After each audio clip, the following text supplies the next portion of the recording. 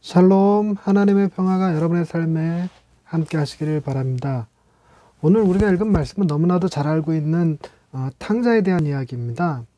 어떤 아버지에게 아들 둘이 있었는데 큰아들하고 작은아들이 있었는데 작은아들이 아버지에게 재산의 절반을 요구하여 받아가지고 허랑방탕하게 쓰고 집에 돌아왔다고 하는 내용을 담고 있는 이야기입니다.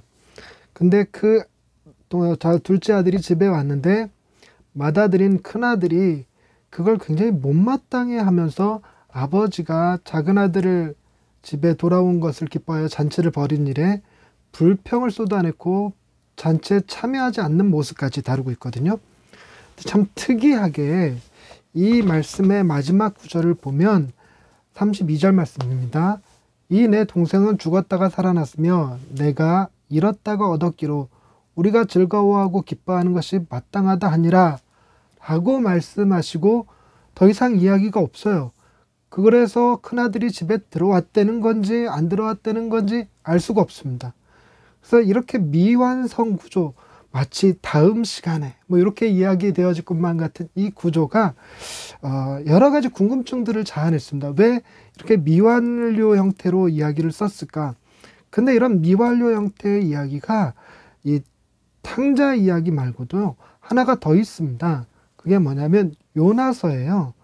요나서 그 큰 물고기 뱃속에 들어갔다고 하는 요나 이야기 잘 아시죠?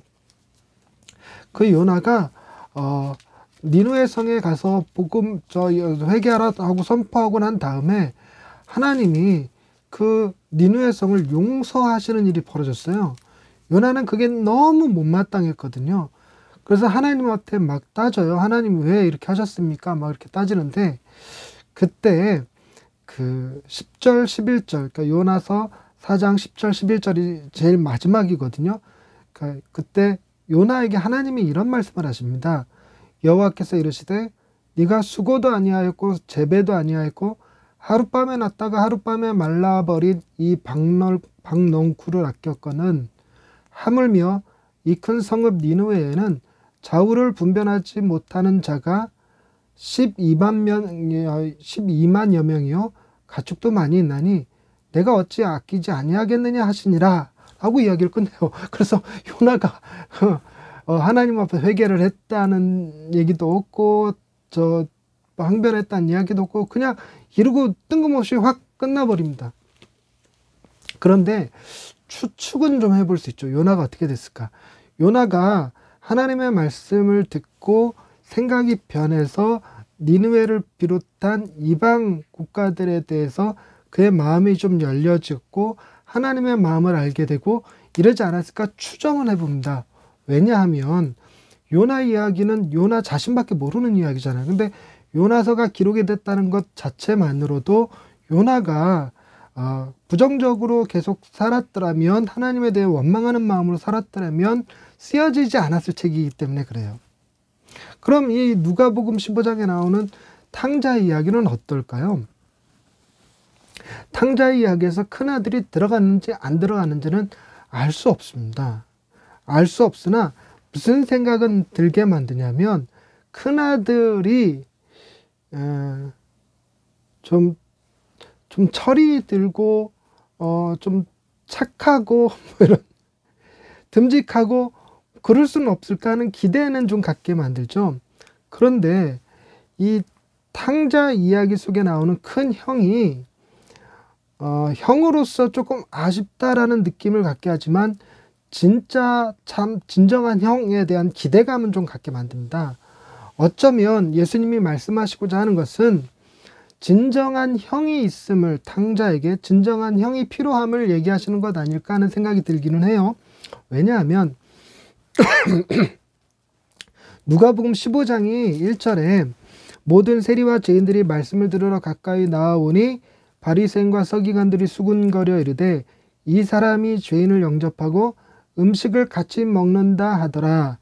이렇게 시작하거든요. 예수님이 세리와 죄인들과 함께 식사도 하고 그들을 영접하고 했다는 것이 바리새인들한테 서기관들한테 꽤나 불만이었던 것 같아요. 그것이 마치 큰아들이 작은 아들 돌아왔다고 아버지가 잔치 벌이는 것을 못마땅해 하는 것과 비슷하게 보여져요. 비슷하게. 그러면서 이들이 수군거리는 걸 아신 예수님께서 3절에 보니까 그들에게 이 비유로 이르시되 하고 세 가지 비유를 말씀하시거든요. 그 첫 번째가 잃어버린 양에 대한 이야기, 두 번째가 잃어버린 드라크마에 대한 이야기, 그리고 세 번째 이야기가 제가 탕자 이야기라고 했지만 잃어버린 아들에 대한 이야기로 이어집니다. 근데 여러분, 우리가 잃어버렸다는 말을 쓸 때는 양이 문제가 아니라 목자가 문제이고 드라크마, 동전이거든. 결혼을 약속하는 약혼 동전 같은 건데 그 동전, 기념 동전이죠. 드라크마. 실제로 쓰이기도 하고요. 근데 그 동전을 잃어버렸다는 얘기는 처녀에게 문제가 있는 거죠. 동전 자체에 문제 있는 건 아니잖아요.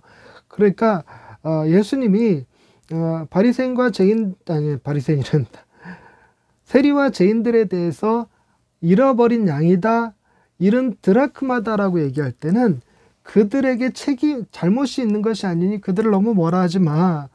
잃어버린 내 잘못이야 라는 느낌, 어감을 갖게 한단 말이에요. 근데 사람들이 생각할 때에 그래, 양이나 동전은 그럴 수 있다 쳐. 하지만 아들은 다르지 않나? 그런데도 불구하고 아들도 잃은 아들을 되찾은 아버지라고 표현하고 있어요. 그만큼 예수님이 말씀하시고자 하는 것은 지금 그들에게 죄가 있다 할지라도 그 죄를 내가 담당하게 하기를 원한다. 내 잘못이다. 그들의 책임을 내가 담당하기를 원한다. 라고 말씀하시는 것과 맥락이 비슷하게 느껴진다는 것입니다. 그런데 또 다른 코드 하나가 있는데 잃은 양은 목자가 99마리를 놔둔 채 찾으러 가서 헤매어 끝내 찾아내서 데리고 옵니다. 동전도 마찬가지예요. 온 집안을 쓸고 또 쓸어서 끝내 찾아내죠. 그런데 잃어버린 아들은요. 그 아들이 나가서 허랑방탕하게 다 쓰고 끝내 돼지 쥐염 열매, 그 돼지 쥐염 열매가 정말 못 먹을 거거든요. 되게 써요. 맛도 없고. 근데 그 돼지 쥐염 열매 먹고 살아가고 있을 때 누군가가 찾으러 갔어야 되지 않느냐 하는 것입니다. 그럼 누가 찾으러 갔어야 될까요? 사람들이 이야기를 들으면서 아버지가 찾으러 갔어야 돼 이렇게 생각하는 사람은 별로 없었을 거예요. 큰아들이 첫째 아들이 찾으러 갔어야 되는 것 아닐까 하는 거예요. 첫째 아들이 찾으러 갔어야 되는 것 아닐까 하는 생각을 가진 청중들에게 그 첫째 아들, 큰형이 바로 나다라는 느낌의 메시지를 주고 계신 겁니다. 그래서 이 땅에 있는 바리새인과 서기관들처럼 이제 먼저 된 자들, 여기에 나오는 첫째 아들로 비유될 수 있는 사람들은 둘째 아들을 찾지 않았으나 예수님은 다르더라고요. 하나님의 아들이신 그분은, 우리의 진정한 형님이신 그분은 세리와 죄인들을 찾으러 오셨죠. 그래서 표현하기를 바리새인과 서기관들이 세리와 죄인들을 영접하네 이러고 말했어요. 영접한다는 말 자체가 낮은 사람이 높은 사람을 받아들일 때 영접한다는 표현을 쓰잖아요. 근데 예수님이 마치 세리와 죄인들한테 그렇게 극진히 환영하고 맞아주셨다는 겁니다. 이건 마치 이산가족 상봉하듯이 잃은 아들, 잃은 동생 찾아서 반갑게 맞이하는 그런 분위기인 거죠. 지금 본문에 나오는 아버지가 아들이 돌아왔다고 해서 달려나가서 끌어안고 손에 가락지 끼고 발에 신을 신고 송아지 잡으라 그러고 하는 그런 분위기가 영접한다라는 분위기예요. 예수님이 그렇게 지금 세리와 죄인들을 영접하고 계셔요. 그러면서 무엇을 얘기해 주냐면 이야기 속에서 너희를 기다리는 아버지가 계셔. 이런 얘기입니다. 그래서 이제 이 아들의 비유, 잃어버린 아들, 탕자의 비유를 가만히 살펴보면 틴 켈러 목사님은 이거 탕자의 비유라고 하기는 좀 무리가 있다. 이거는 탕부 하나님에 대한 이야기다. 이렇게 얘기합니다. 탕자가 아니라 탕부. 사랑을 낭비하시는 아버지에 대한 얘기. 왜냐하면 그때 당시에 죽지도 않았는데 아버지의 재산을 물려달라고 말하는 아이한테 재산을 물려주는 아버지가 어디 있습니까? 쫓아내거나 반 죽여버리거나 뭐 그런 다리몽대를 부러뜨리거나 이러는데 아버지는 자기 재산을 절반을 떼서 그 아들에게 줘요. 그리고 아들이 돌아왔을 때 그냥 용서하여 맞아들이고 오히려 잔치를 벌이죠. 오히려 더 크게 기뻐하십니다. 이게 사랑을 탕진하고 있는 모습 아니냐 하는 건데, 그 중에 하나가 이런 거예요. 탕자가 작은 아들이 아버지한테 돌아올 때 20절 말씀해 보니까 이에 일어나서 아버지께로 돌아가니라. 아직도 거리가 먼데 아버지가 그를 보고 측은히 여겨 달려가 목을 안고 입을 맞추니 라고 기록하고 있습니다. 여기서 주된 관심사가 달려갔다는 거예요. 오늘날에도 마찬가지지만 고대 시대 때, 요 시대 때 나이 많은 어른들이 잘 안 뜁니다. 더더군다나 이 긴 치마 같은 옷을 입고 사는 사람들은 안 뛰어요. 그런데 어떻게 된 영문이지? 이 아버지는 뛰어갑니다. 달려가요. 근데 이것에 포커스를 맞춰서 그 신학자들 연구한 왜 뛰었을까 이럴 때, 그때 당시 법에 아버지의 재산을 그렇게 허랑방탕 날려먹은 건 단순히 아버지와 아들과의 관계만에 해당되는 것이 아니라 아버지가 가지고 있던 땅의 소유권이 있잖아요. 그 땅을 같이 기대어 살아가는 사람들이 있어요. 즉 마을 공동체죠. 그 마을 공동체가 이 아들 때문에 아버지가 재산의 절반을 다른 소유권자에게 넘기는 바람에 그 공동체의 소유가 전체적으로 좀 줄어드는 거고요. 먹거리가 줄어든 거죠. 그래서 그 당시의 법에 이런 아들은 돌로 쳐 죽여야 되는 법이 있었던 모양이에요. 그래서 탕자가 집에 돌아온다는 것은 자칫 이 돌에 맞아 죽을 염려가 있거든요. 그러니까 아버지가 달려나갔던 것은 무엇이냐면 아들이 죽을까봐, 사람들에게 돌에 맞아 죽을까봐 아버지가 뛰어갔어요. 그 얘기인 즉슨 여러분, 아버지는 이 아들 큰 잘못을 범하고 이제사 회개하고 배고파서 되돌아오는 그 아들에게 대신 돌 맞아줄 각오로 뛰고 있는 거예요. 대신 돌 맞아줄 각오로 가서 뛰고 끌어안으시고, 냄새 날 거 아닙니까? 돼지치다 왔으니까 그 냄새 나는 몸을 끌어안고 입을 맞추고 했다는 것 자체가 얼마나 큰 사랑을 보여주고 있느냐 하는 것입니다. 이 작은 아들은요, 이렇게 아버지의 사랑을 굉장히 구구절절히 몸속에 마음속에 깊이 깨닫게 돼요. 그래서 이 세리와 죄인들이 예수님께서 영접해 주시는 것으로 인해서 사랑을 깊이 깨닫는데, 문제는 큰아들이라고 생각되어지는 이 바리새인과 서기관들 때문에 그렇거든요. 그러니까 큰아들이 여기서 어떻게 반응하는지 보시면요, 25절에 맏아들은 밭에 있다가 돌아와 집에 가까이 왔을 때 풍악과 춤추는 소리를 듣고 한 종을 불러 이르되 이 무슨 일인가 물은데, 대답하되 당신의 동생이 돌아왔음에 당신의 아버지가 건강한 그를 다시 맞아들이게 됨으로 인하여 살찐 송아지를 잡았나이다 하니, 28절에 그가 노하여, 화가 났다는 거예요. 그가 노하여 들어가고자 하지 아니하거늘 아버지가 나와서 권한대. 29절, 이 큰아들이 하는 말 들어보세요. 아버지께 대답하여 이르되 내가 여러 해 아버지를 섬겨 명을 어김이 없거늘 내게는 염소 새끼라도 주어 나와 내 벗으로 즐기게 하신 일이 없더니, 이렇게 얘기해요. 그러니까 내가 여러 해 아버지를 섬겨 명을 어김이 없거늘, 이렇게 얘기한다는 거예요. 여러분, 하나님의 사랑에서 멀어지는 방법이 두 가지가 있다고 그래요. 첫째는 이렇게 작은 아들, 둘째처럼 아예 아버지를 떠나버리는 거고요. 둘째는 아버지의 명을 지극히 받들므로써 아버지의 사랑에서 멀어질 수 있다고 그래요. 이게 뭔 말인가 이해가 잘 안 되실 수 있는데요. 이런 겁니다.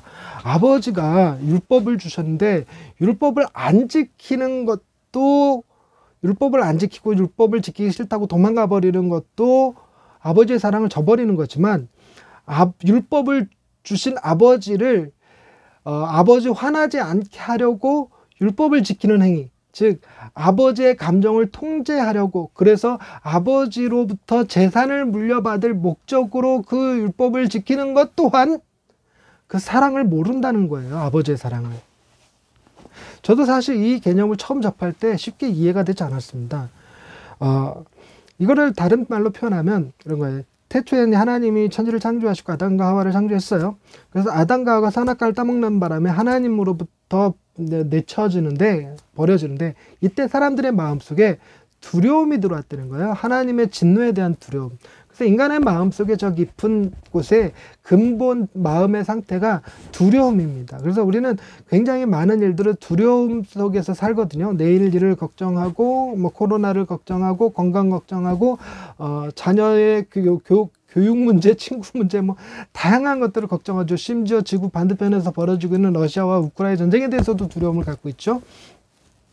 우리는 그 두려움을 갖고 있고 그 두려움으로부터 많은 얘기를 듣습니다. 그래서 그 두려움 때문에 보험도 되고요, 뭐 소독제도 되고요, 각종 그 물건들이 이 두려움을 자극해서 일어나죠. 접근하라는 것도 그렇고 마찬가지고요.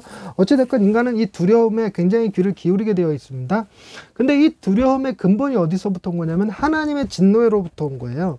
그래서 이 하나님의 진노로부터 온 두려움을 극복하는 방법이 몇 가지가 있었는데, 첫 번째가 아예 하나님을 없다라고 얘기해버리는 거. 하나님 없어. 그런 하나님이 어딨어? 라고 생각하는 거. 이게 이제 첫 번째 방식이고, 두 번째 방식은 하나님이 있어도 우리 삶에 관심 없으셔. 그분은 우주를 만드시고 자연을 두시고 자연 안에 규칙을 만들어 두시고 그대로 자연으로 돌아가게 냅두는 거지, 하나님이 뭐 일일이 우리 하는 일에 간섭하시겠어? 뭐 이렇게 생각하는 이신론적 개념이에요. 즉 북한에 핵이 있어도 그게 나랑 뭔 상관이야, 아무 상관없어, 이러고 이제 무시하고 살아갈 수 있는 것처럼 살아가는 거죠. 근데 이 세 번째가 뭐냐면 하나님이 화나지 않게 하면 되잖아. 그러니까 하나님을 화나지 않게 하는 방법이 뭘까? 하나님의 율법을 지켜서 하나님이 화낼 이유가 없게 만들자, 뭐 이런 거예요. 그래서 하나님의 율법을 지키는 것이 두려움을 다스리는 방법이죠. 그러니까 자기의 두려움을 다스리는 방식으로 아버지의 율법을 지킨 것, 혹은 아버지의 재산을 얻기 위한 목적으로 아버지의 명을 지킨 것, 이것은 아버지의 사랑하고는 아무 관련이 없는 거예요. 그래서 이런 사랑에서부터 떠나버린 거, 이렇죠. 그래서 팀 켈러가 이 탕자 이야기를 탕부 하나님이라고 하면서 했던 얘기가, 교회 안에도 이런 사람들이 있다는 거예요. 하나님의 명을 열심히 지키는 종교 지도자들, 종교주의자들이 있고, 그리고 또 반대로 하나님의 말씀을 잘 듣지 않고 끊임없이 세상으로 겉도는 사람들이 있고, 그렇다는 거죠. 둘 다 하나님의 사랑으로부터 더 멀어져 있다는 것입니다. 우리가 이 아버지의 명을 어김이 없은 이유는 아버지의 재산을 탐내서가 아니라 아버지를 사랑해서 그랬어야 된다는 거예요. 아버지의 사랑을 내가 받아 누리는 방식으로서 아버지가 명하는 일에, 아버지의 일에 동참했어야 된다는 것입니다. 근데 큰아들은 그러지 못했어요. 이게 바리새인과 서기관들의 문제였다는 것입니다. 바리새인과 서기관들은 하늘로부터 오는 복을 자기네들이 독식하고 싶지 세리와 죄인들하고 전혀 나누고 싶지 않아요. 그리고 하늘로서 복을 받는 것도 자기네들이 율법을 잘 지켜서 복을 받는 거지, 아버지께서, 하나님께서 우리를 사랑해서 복을 주신다고 생각하지 않습니다. 근데 문제는 이런 거죠. 아버지의 명을 받들어 어김이 없었어요. 그러니까 율법을 다 지켰어요. 그런데 정작 왜 하나님의 아들이 와서는 내게는 염소 새끼 한 마리 주신 일이 없으시면서 왜 세리와 죄인들과는 같이 밥을 먹고 그들을 영접하시냐는 거예요. 이게 빈정상한다는 거죠. 그래서 이 문제를 해결하기 위해서는 우리가 아버지의 사랑을 받아들이는 것이 중요해요. 아버지의 사랑을 먼저 이해하는 것이 중요한데, 그에 앞서서 더 깊은 회개가 있어야 돼. 더 깊은 회개. 더 깊은 회개. 이게 무슨 얘기냐면, 내가 열심히 교회 생활한 것도 사실은 하나님을 사랑해서가 아니라 내가 복을 받고 싶은 욕심에 그랬다는 거죠. 하나님의 진노가 두려워서 그랬다는 거예요. 소위 지옥 가는 게 무서워서 교회 열심히 다녔어요, 예배 열심히 드렸어요 하는 것 같다는 겁니다. 이걸 회개할 수 있어야 되는 거예요. 내 마음의 동기, 내 마음의 깊은 저곳에서 끊임없이 울려나오고 있는 그 목소리에 대한 회개가 있어야 된다는 것입니다. 그래서 이걸 더 깊은 회개라고 그래요. 더 깊은 회개가 우리 안에서 일어날 때 비로소 우리가 하나님의 사랑을 받을 준비가 된 거예요. 그래서 내가 아무리 열심히 아버지의 명을 어김이 없이 섬김을 다했다 할지라도 그것이 아버지를 위한 일이 아니라 나를 위한 일이었음을 고백하는 것, 내 욕심을 위한 일이었다는 걸 고백하는 것. 그래서 나도 아버지의 사랑으로부터 멀어져서 아버지가 나를 끌어안고 내 손에 가락지 끼고 내 발에 신을 씻기고 송아지를 잡는 그 일에 나도 참여하게 되어지는 것이 중요하다는 거죠. 이게 첫 번째입니다. 두 번째가 있어요. 두 번째가 뭐냐면, 아버지의 주도적인 사랑을 좀 이해할 필요가 있습니다. 무슨 얘기냐면, 우리가 잃어버린 자라는 것은 우리 힘으로 되돌아올 능력이 없는 자임을 얘기해요. 우리는 사람이기 때문에 뭐 회개하고 돌이켜서 아버지한테로 가면 되지만, 말씀을 자세히 보시면요, 처음에 이 잃은 양도 마찬가지로 양이 스스로 목자에게 올 수 없는 상태에 놓여져 있어요. 올 수 없는 상태. 그 얘기가 무슨 얘기냐면, 그림상으로 보거나 뭐 영화 하나로 그려진 거 보면 양이 수풀에 걸려 있든지 아니면 낭떠러지 밑에 잠깐 아둥바둥 걸려 있든지 이런 상태라서 스스로는 못 나오는 상태. 그런 상태에서 목자가 찾아가서 이렇게 건져주는 장면입니다. 드라크마는 확실히 이해가 되죠. 드라크마가 어떻게 처녀에게 발이 달린 것도 아닌데 지가 스스로 나오겠습니까? 처녀가 온 집안을 쓸고 또 쓸어서 끝내 찾아낼 때까지는 꼼짝도 못하고 가만히 있는 거죠. 그게 잃어버린 상태예요. 스스로의 힘으로는 어떻게 해결해 볼 방법이 없습니다. 근데 탕자는 다르지 않냐고요? 안 그렇습니다. 탕자 한번 볼까요? 15절 말씀 볼게요. 가서 그 나라 백성 중 한 사람에게 붙여 사니 그가 그를 들로 보내어 돼지를 치게 하였는데, 그가 돼지 먹는 쥐염 열매로 배를 채우고자 하되 주는 자가 없는지라. 이에 스스로 돌이켜 이르되 내 아버지에게는 양식이 풍족한 품꾼이 얼마나 많은가. 나는 여기서 줄여 죽는구나. 내가 일어나 아버지께 가서 이르기를 아버지, 내가 하늘과 아버지께 죄를 지었사오니 지금부터는 아버지의 아들이라 일컬음을 감당하지 못하겠나이다. 나를 품꾼의 하나로 보소서 하리라 하고. 그러니까 이 아들이 아버지한테로 돌아오기는 하지만 아들로서 돌아오는 게 아니죠. 지금 아버지는 아들을 기다리는데 아들로서 돌아오고 있는 것이 아니라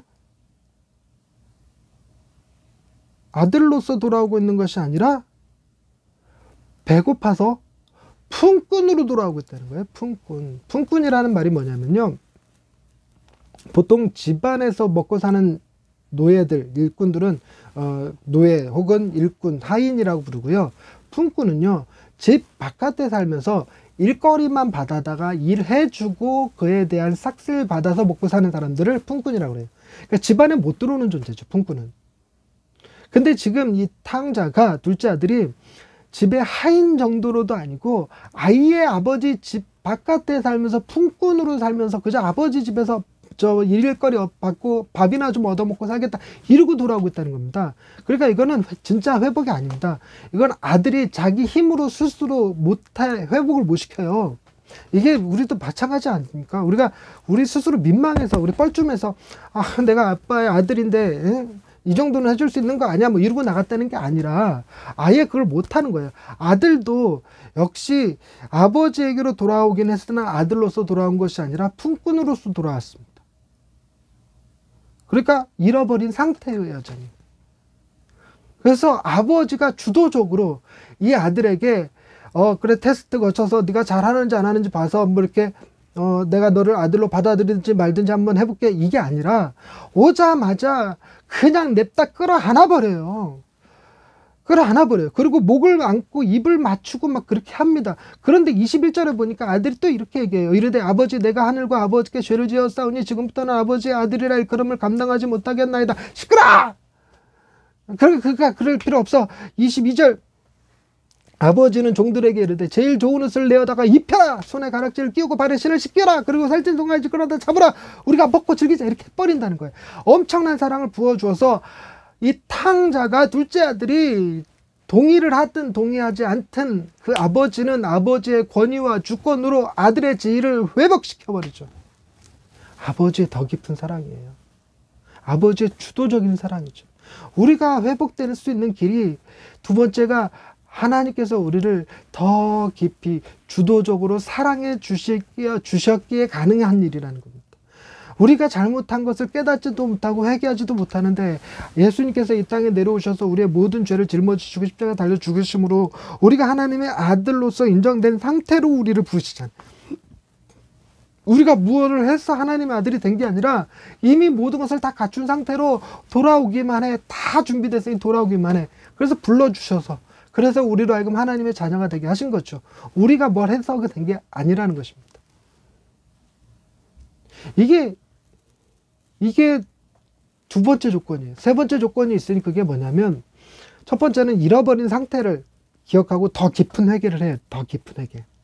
우리의 선한 행위까지도 그 이면에 깔린 악한 동기까지 회개해야 됩니다. 그리고 두 번째가 하나님이 아버지께서 우리에게 주도적으로 사랑을 베풀어 주셔서 그 사랑이 우리를 덮어 써야 돼요. 그리고 세 번째가 대속이 있음을 기억하셔야 됩니다. 우리의 죄는 하나님이 그냥 용서해 주셨다고 해서 끝나는 게 아니에요. 하나님은 정의롭고 공의로우신 분이기 때문에 그 죄에 대한 대가를 치르셔야 돼요. 그 죄에 대한 대가 우리는 너무 잘 알고 있죠. 십자가요. 예수님께서 십자가를 지심으로 큰아들은, 여기 성경에 나오는 큰아들은 작은아들을 찾아 나서지 않았지만 예수님은 친히 진정한 형이 되어 우리를 찾아오셨고 우리의 모든 죄를 십자가에서 대신 짊어지시고 죽으셨잖아요. 그 대속으로 인해서 우리의 모든 허물이, 잘못이 용서되어졌음을, 우리의 죄가 사해졌음을 기억하는 것, 그것이 우리가 하나님의 사랑을 회복하는 세 번째 길입니다. 하나님 우리 무조건 받아주기만 해서 그래서 되는 게 아니에요. 하나님도 우리를 받아주시기 위해서 엄청난 희생을, 엄청난 손해를, 아픔을 겪으셔야 했다는 사실을 기억하시는 것이 중요합니다. 그리고 마지막 네 번째입니다. 잔치를 기억하셔야 돼요. 우리에게는 이 미래에 어마어마한 잔치가 예비되어져 있습니다. 풍악을 울리고요. 손에 가락지를 끼우고 발에 신을 신고 좋은 옷을 입고 그리고 잔치를 벌려요. 이것을 비유로서 부족하니까 어떤 본문에서는 혼인잔치로 표현하기도 합니다.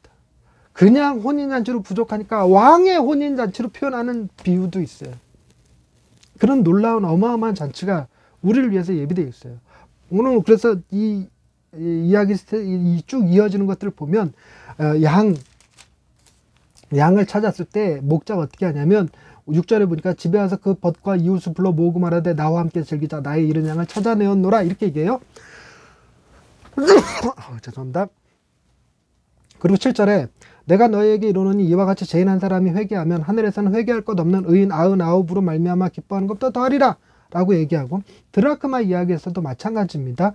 9절 말씀에 또 찾아낸 즉 벗과 이웃을 불러 모으고 말하되 나와 함께 즐기자. 이런 드라크마를 찾아내었노라. 10절에 똑같은 얘기 나오죠. 내가 너희에게 이르노니 이와 같이 죄인 한 사람이 회개하면 하나님의 사자들 앞에 기쁨이 되느니라. 우리 역시 회개하고 돌아와야 우리가 잃어버린 상태임을 깨닫고 아버지의 크신 사랑을, 주도적인 사랑을 받고 예수님이 우리를 위하여 십자가에 달려 죽으셨음을 기억하면 그 다음에 있어질 일은 우리를 위한 놀라운 잔치가 준비되어져 있다는 것입니다. 지금 이 세상에서 누리는 아방궁에서 살고 이렇게 익스트림 스포츠를 막 즐기고 온갖 좋은 옷을 입고 좋은 차를 타고 뭐 좋은 걸 끼고 그러고 살아도 그거랑 비교도 할 수 없을 만큼 어마어마하게 멋진 잔치, 화려한 잔치, 기쁨의 잔치, 그런 세상의 것과는 비교할 수 없는 놀라운 잔치가 우리를 위해서 예비되어져 있다는 것. 다르게 얘기하면 우리를 위해 상을 준비하고 계신다는 사실을 기억하시는 겁니다. 보통 고대에서 그 상은 이런 잔치로 많이 비유되어지거든요. 여러분, 하나님을 기쁘시게 하는 자는 그에게 나아가면서 그가 상 주시는 이심을 믿는 겁니다. 우리가 뭐 한 게 있다고 상을 받겠어요. 그러나 우리가 뭘 한 게 있어서 상을 받는 것이 아니라 우리를 위하여 예수 그리스도께서 행하신 일이 있어서 그 일로 인하여 우리에게 상이 주어져요. 놀라운 잔치가 벌어져요. 바리새인과 서기관들은 잘 모르고 있지만 세리와 죄인들에게도 하늘에 큰 상이 있어요. 그건 바리새인과 서기관들이라고 예외는 아니에요. 아버지께서 초청하잖아요. 예, 같이 즐기자. 같이 들어가서 같이 먹자. 여기에 대한 대답을 큰아들은 하지 않았으나 바리새인과 서기관들은 해야 될 겁니다.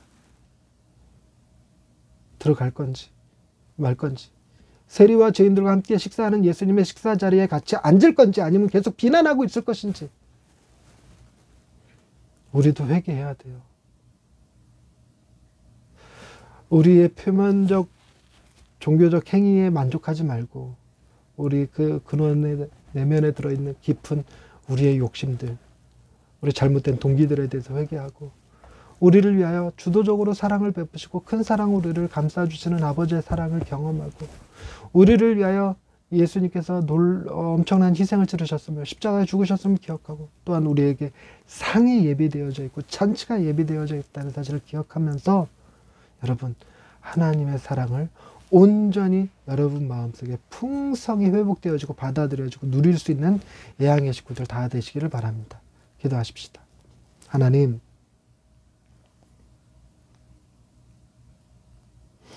우리는 큰아들과 같이 작은 아들이 집에 돌아오는 것이 못마땅하게 느껴집니다. 또한 우리는 작은 아들과 같이 그렇게까지 사고쳤으면 집에 들어가서 아버지라 부르는 것이 민망하여 품꾼의 아내로 봐주옵소서라고 말할 수밖에 없는 사람들임을 고백합니다. 그런 우리들이지만 여전히 하나님의 사랑은 놀랍게 우리를 감싸고 계셔서 우리의 모든 허물에도 불구하고 그 사랑으로 감싸주시고 맞아주시고 우리를 위해서 뛰어와 주시고 아들을 내어주시고 우리를 위하여 놀라운 잔치를 예배해 주시고 우리 손에 가락지를 우리 발에 신을 신기고 우리에게 좋은 옷을 입히시는 그 아버지의 사랑을 기대합니다. 사순절 기간 우리를 위하여 아들을 내어주신 그 아버지의 놀라우신 사랑을 우리 예양의 식구들이 기억하며 그 사랑에 감동하고 그 사랑에 가슴 벅차하며 그 사랑의 기쁨을 누릴 수 있는 예양의 식구들 다 되게 하옵소서. 예수님의 이름으로 기도드립니다. 아멘.